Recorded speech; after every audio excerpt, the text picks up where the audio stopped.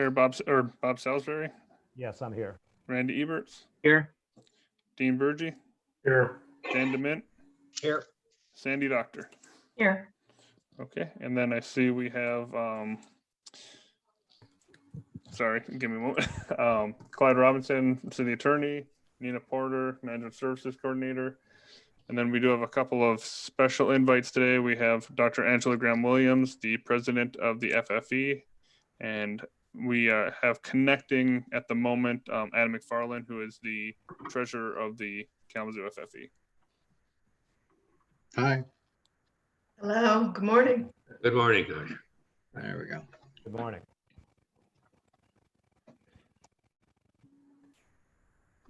So I'm going back and forth through the agenda. So we've done Put that the up for roll you. call and confirmation of members. Steve, do we need to take action there?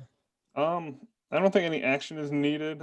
We just want to, we've invites were individually sent. We just wanted to confirm that all the members are agreeable and willing to participate as members of the Kalamazoo Foundation for Excellence Investment Subcommittee.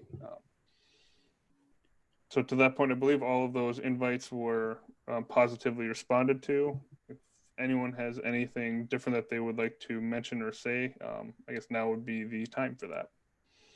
Okay, I'll ask committee members, anybody want to comment or retract your agreement to join?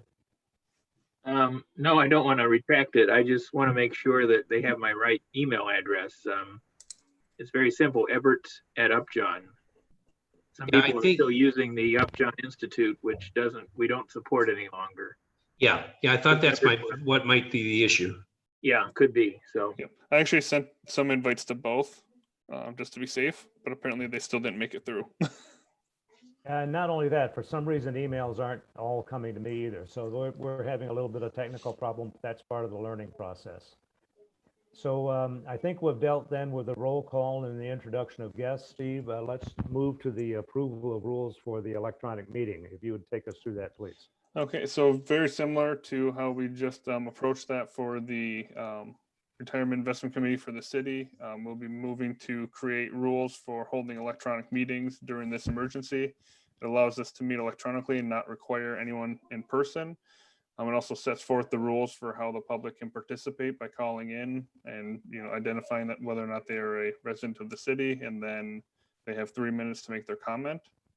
So this just keeps us in alignment with the governor's executive orders that have been given, and make sure that we aren't breaking any Open Meetings Act rules by passing these new rules.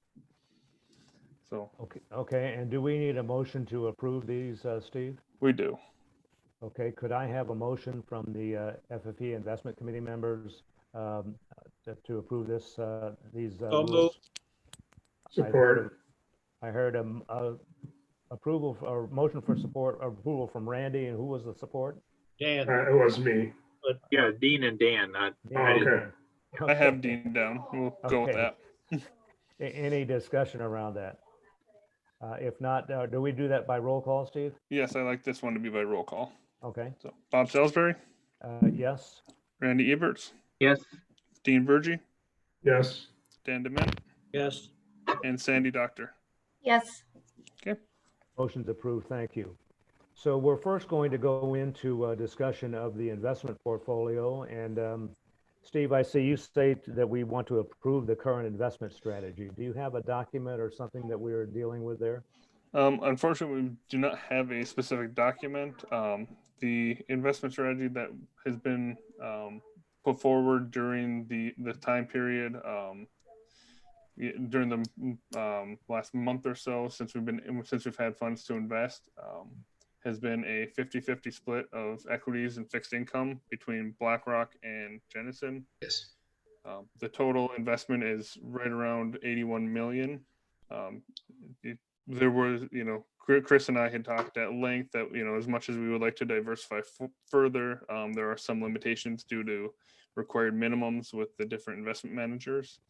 And we felt strongly that this was a fairly safe investment strategy that still gave us room for growth, even during this uncertain time. Yeah, I agree. I'll chime in. When we received the shares, they were valued as as Steve said, just a little over 81 million. As of the day before yesterday, because we've invested them, we did sell the Stryker shares, and the valuation was about 80.8 million. So we're down about 200,000. So, but for right now, having about 80 million, I thought that the 50-50 was a good compromise, and we can work as we get more money in to become more sophisticated and more diversified. But for right now, I think we're in good shape. Yeah, I do want to make one clarification there. When the original stock was donated, it was valued just above 86 million. At that time, we were not fully set up with State Street and the investment managers to be able to sell and move those funds into the desired asset classes.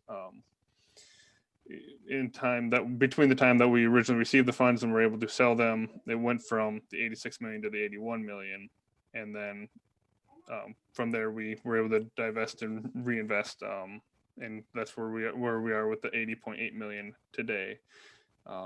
Moving forward in the future, we will not have a delay from when we receive individual gifts to when we liquidate and reinvest, beyond normal processing time. Steve, can you give us some dates on when you received the funds and when you invest or when you sold the Stryker stock?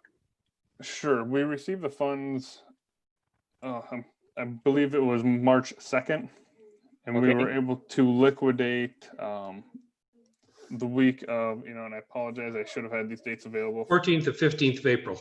Thank you. I knew it was right around the middle of April. And so just a lot of, some delay there in getting things set up, some back and forth to State Street over agreements and just the timing to get everything in place. Now, given the volatility of the market, I feel we did a pretty good job there. Yeah, during that period, Randy, we had lost 33% at one point in time.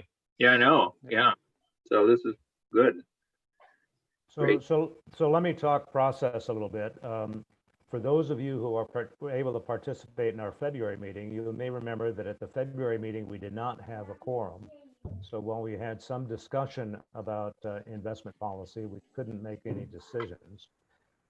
Also, that what occurred during the interim was that we weren't able to have a meeting until we could either get together with a quorum in person, or as it turned out, the governor's emergency order, which allowed virtual meetings, provided this opportunity for us to finally have a virtual meeting where we can make a decision. So we were unfortunately caught in a very difficult position in those couple of months in between, where we received the donation. We needed to make a decision about liquidating the stock, reinvesting the money. And we had to rely essentially on the actions of our consultant, with some discussion among various committee members, to at least confirm the consultant's approach to how we're going to invest the funds. So it was not an ideal set of circumstances. And now that we have this ability to have a virtual meeting, it's important for us to confirm the actions that were taken and to approve this interim investment policy. And I'm calling it an interim investment policy because until such time as we have a very good idea as to future cash flow requirements for the FFE, it's very difficult to set an investment policy. So I think the decision or the action that Chris, as our consultant, took to put it into a 50-50 portfolio between stocks and fixed incomes was as good a decision as could be made given the circumstances. It's one of those situations where you're going to be 100% right or 100% wrong, and by going 50-50, you're at least half right and half wrong. That's the conclusion that I came to after thinking about this in great depth. It was the best that we could do given the very difficult circumstances that we faced. Yeah, well said, Bob. I think that's a very good description of what's happened over the last few months. Okay. Thank you. Thank you. So I think I agree.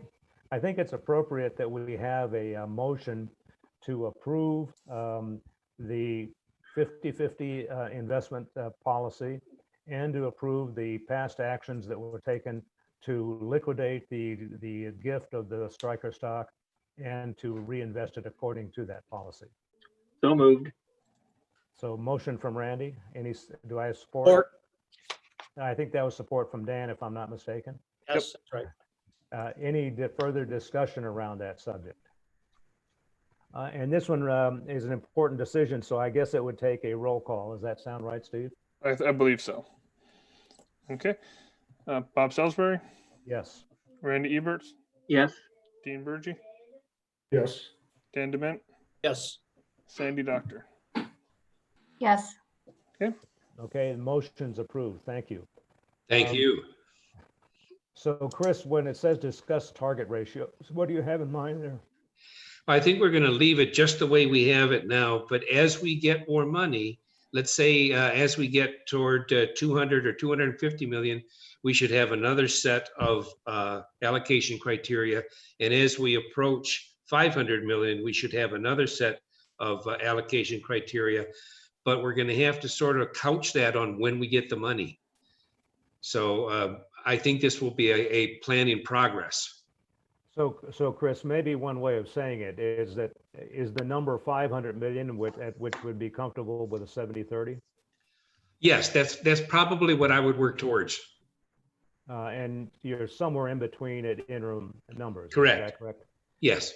So can I suggest that you, with the assistance of some of your staff at Zhang, put together a couple of scenarios for us to circulate to the committee members with a recommendation as to what those allocation targets would be? I think that would be very good. And then at least we can have it in mind. So when the act occurs, that when we know what the draws are going to be done, we can actually go through with some kind of background and say, okay, we're ready to execute this.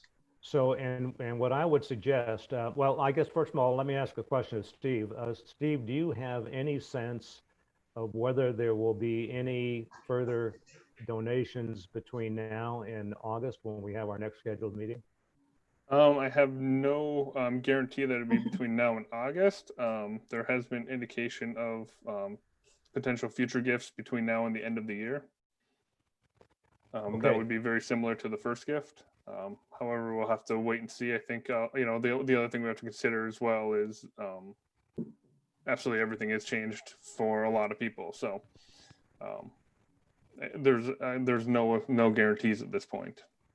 Okay, so Chris, in terms of providing the additional information on target ratios, let's get it circulated to the committee members as soon as possible. But our plan would be to review it and discuss it thoroughly at our meeting in August, unless we hear from Steve that there's a possibility that there will be a further contribution before then.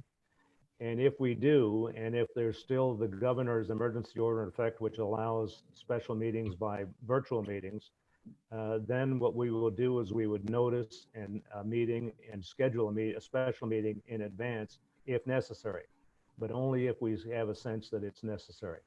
Does that sound reasonable among committee members? Yes. Yes. Yes. I think so. Okay, great. So, but Chris, let's see if we can get moving fairly quickly on that, because I'd hate to see us caught in another situation like we faced over the past few months. All right. We covered this a little bit earlier in the city meeting, but I just want to say that there is now a process where if a gift were to come in, it will not be held in limbo again. There is a process of where it goes, how it will be liquidated, and how it will get transferred into the cash account. So we will be in a position to invest the way we want to. Okay, that's a good point, Chris. So I think it's important. There is a policy now from the FFE that it says that will get liquidated immediately. Is that not correct? In a market efficient manner, yes. Okay, and by process you mean you have the arrangements established with State Street, so Yes. that can be done immediately. Yeah, contracts are signed. We're good. And in accordance with our policy at this point in time, until there's further change, if that were to occur, then that money would be invested in accordance with a 50-50 ratio. Is that correct? Yes, that's what I would do. Okay. Does that sound reasonable by all committee members? Yes. Hmm. Okay. It does, yeah. Is that for any stock or any type of asset, or redeeming any type of asset, or Yeah. just Anything that comes in. okay? Thanks. I think that's a standard policy, Randy, that does not apply to any specific stock. It's just a Yeah. general policy. Well, given all the rigmarole we had before, I just wondered if they were specific to anything, to any specific stock or whatever. No, that's correct. Okay, thanks. Okay, anything further we need to discuss on that subject of target ratios, Chris? No, we're good. Other committee members? Yeah, Bob, can I ask you just a quick question? I assume I know the answer to this, but I'll just let Chris talk to us about where are we at with fees with investment managers that are comparable to what we have for the other funds. On these, here, yes, we're better actually. We did not make the Jennison 100 million, but they did pool all of our assets. And so it is at 25 instead of 35 basis points. And BlackRock did use the pooling of the assets to give us 2 basis points instead of 4.5 basis points. So yes, on these, we have essentially preferential pricing. Great, thank you. Okay, anything else on the discussion of target ratios? Okay, communications, Chris, do you have anything? I have nothing. Okay, on new business, the only thing that I'll mention is that we are down in terms of the number of committee members. And with all of our committees, we are going to be actively working on recruiting. And we hope to have potential candidates come to our August meeting as observers so that we would bring our membership closer to our potential as high as 7, is what we would have normally set as the number that we can have as committee members. So that's all I have in terms of new business. Future Bob, I'd like meeting- to jump in with one item of new business that I Sure, would Steve. like to bring up. I just want to reconfirm with the committee. We've put out applications for insurance for committee members in regards to any potential lawsuits that would come through. I just want to confirm that that's still the desire of this committee to have that insurance in place. I would say that seems to be the desire unless I hear anything to the contrary from any committee members. Yep.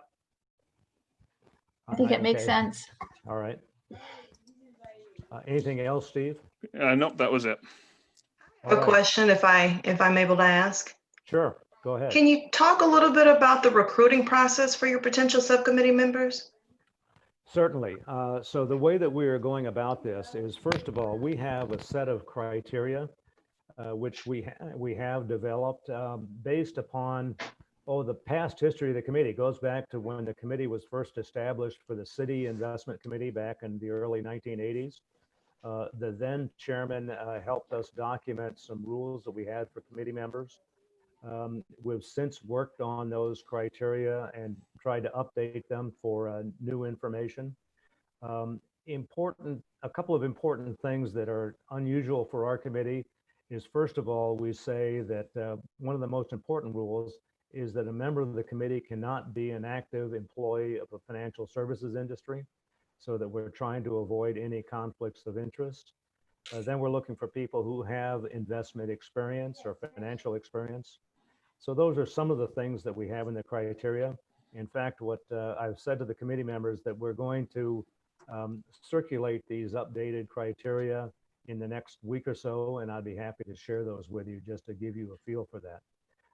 So I suppose that's the thing. And then the main way that we would go about selecting people after that is use the networks that our existing committee members and the staff have to identify people who would meet the criteria and who would be a good fit.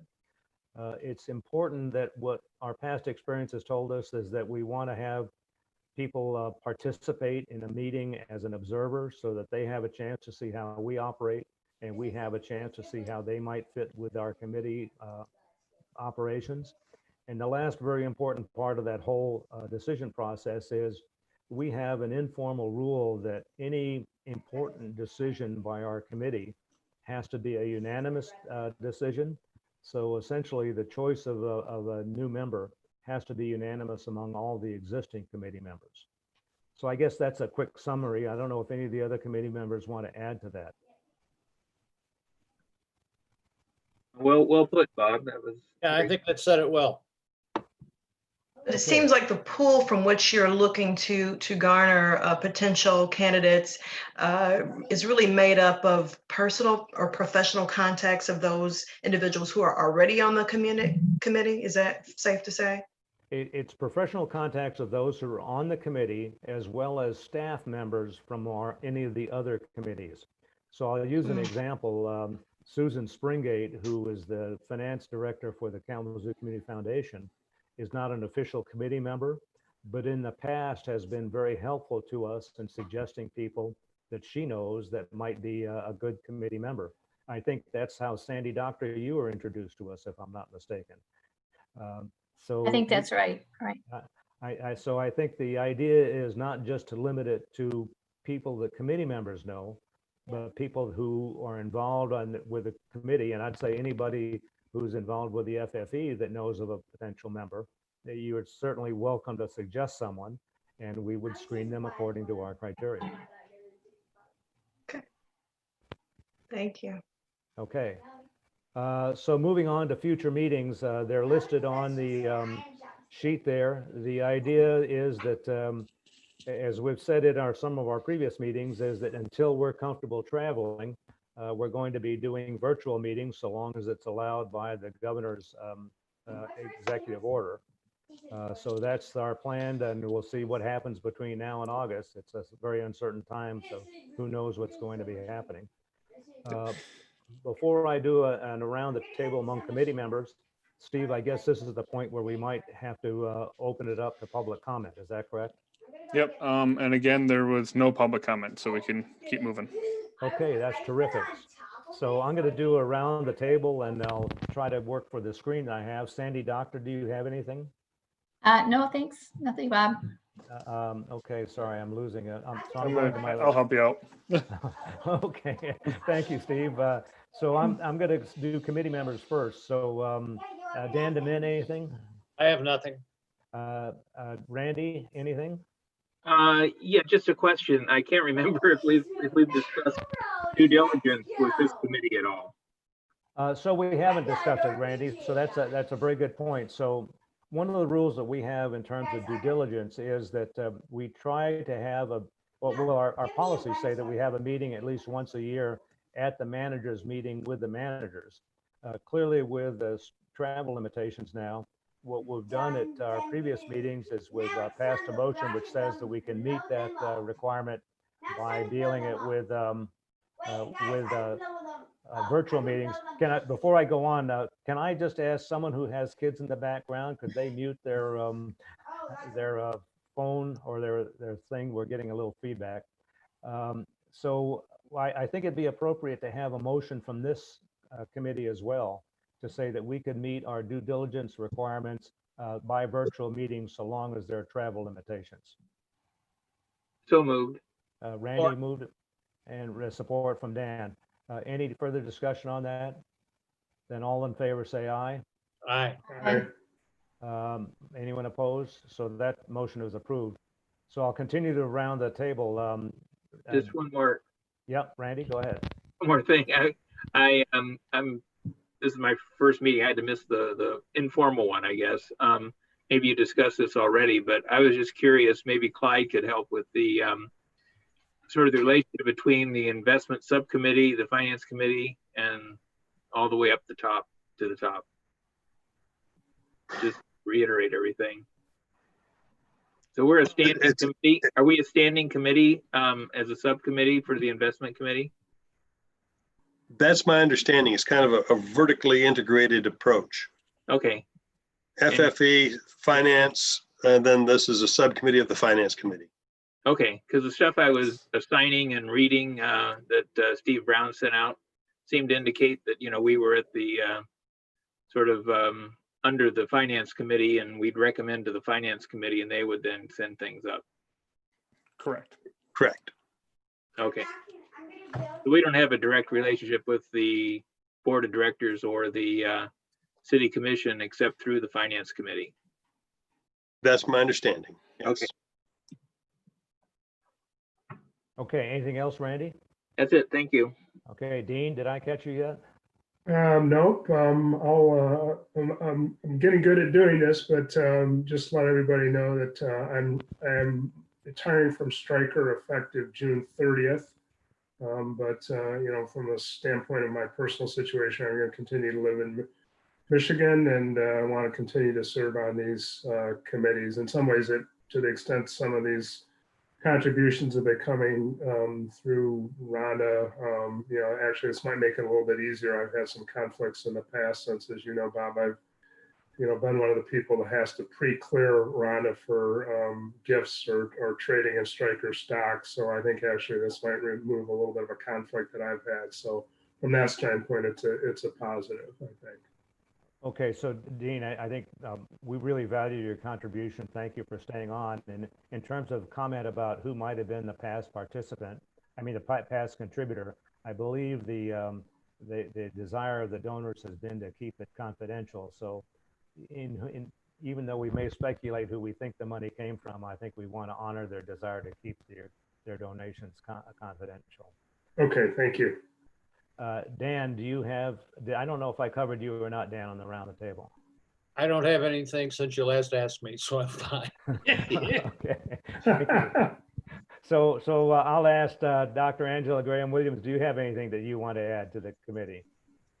Have anything I want to add? I just wanted to let you all know I appreciate being here with you today. I think sometimes we on the board of directors feel a bit of a disconnect with some of the committees, and so having the FaceTime with you all today has helped me to glean a little bit more about your processes and the ways that your policies come to fruition once they are sent up to us. And so I really want to encourage that relationship, that we are able to attend meetings or attend each other's meetings, just to make sure that there's transparency and continuity as we're all moving towards that same North Star. So my pleasure. Thank you for having me today. And it was wonderful to be here. Okay, thank you. It's nice meeting you, at least virtually. Mhm. And You as well, thank you. Adam McFarland, anything that you'd like to bring to the committee? Yeah, thank you.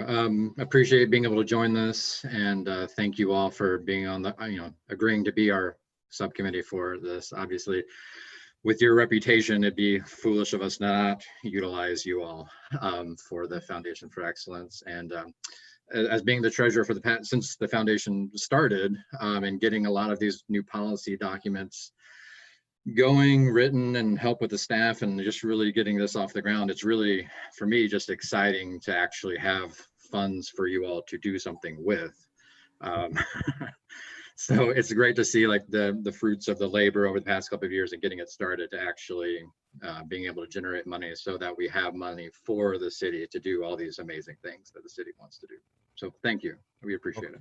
Okay, thank you for your comments. And rather than calling on everybody else individually, anybody else that wants to raise any issues would just raise your hand and I'll call on you. Seeing none, I'm going to adjourn the meeting and thank you all for your participation and input. Thank you all. Okay. Thank Thank you, everybody. Here, Bye. everybody. Thank you. Bye now. Bye. Bye-bye.